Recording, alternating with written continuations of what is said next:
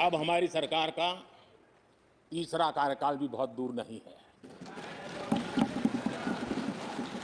ज्यादा से ज्यादा 100-125 दिन बाकी है। और अब की बार पूरा देश कह रहा है, अब की बार खड़गे जी भी कह रहे हैं। मैं देख रहा हूं देश का मिजाज एनडीए को तो 400 पार करवा ही के रहेगा। राम राम दोस्तों, हमारे प्रधानमंत्री नरेंद्र मोदी जी का एक चेहरा ऐसा भी देखने को सामने आएगा, ऐसा कभी सोचा नहीं था दोस्तों।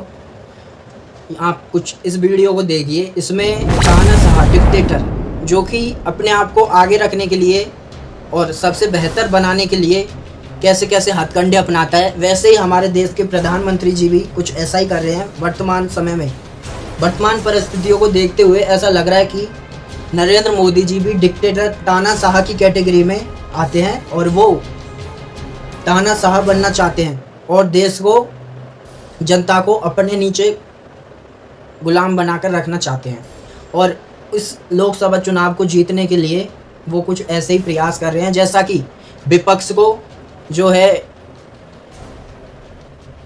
भ्रष्टाचारी बताकर जेल सलाखों के पीछे डाल देना और बाकी विपक्ष का प्रचार प्रसार ना कर सके अपने पार्टी का, इसलिए उनके खातों को फ्रीज कर देना और बाकियों का मुंह बंद करवा देना।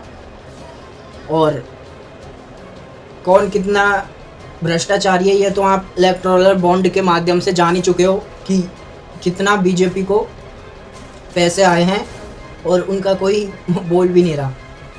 अब देश के प्रधानमंत्री नरेंद्र मोदी जी कह रहे हैं कि 400 पार अब की बार, वो खुला चैलेंज कर रहे हैं कि अब की बार हमारी पार्टी जो है 400 पार सीटें जीतेंगी।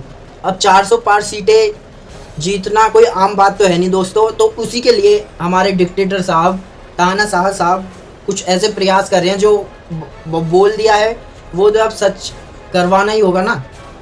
तो कुछ तो प्रयास कर रहे हैं, वो फिर अभी लगे पड़े हैं हथकंडे अपनाने में कि कैसे मैं अब वास्तव में 400 पार करूं।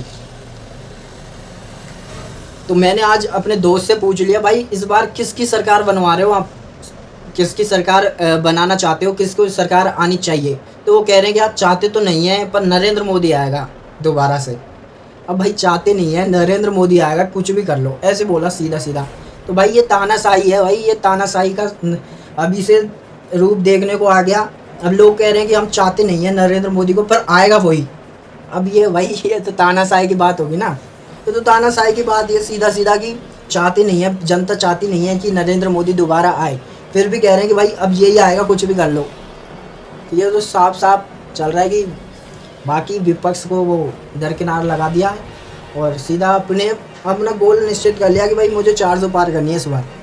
तो आप सब जागरूक है और समझदार हो, पढ़े लिखे हो, तो इस बार मेरी आप लोगों से यही हाथ जोड़कर विनती है कि जो देश का भला करे, देश को उन्नत रास्ते पर पहुंचाए, देश की तरक्की करे, हर युवाओं के पास रोजगार हो, गरीबों के लिए कुछ मूलभूत सुविधाएं हो और उनको उन्नत करने के लिए अच्छी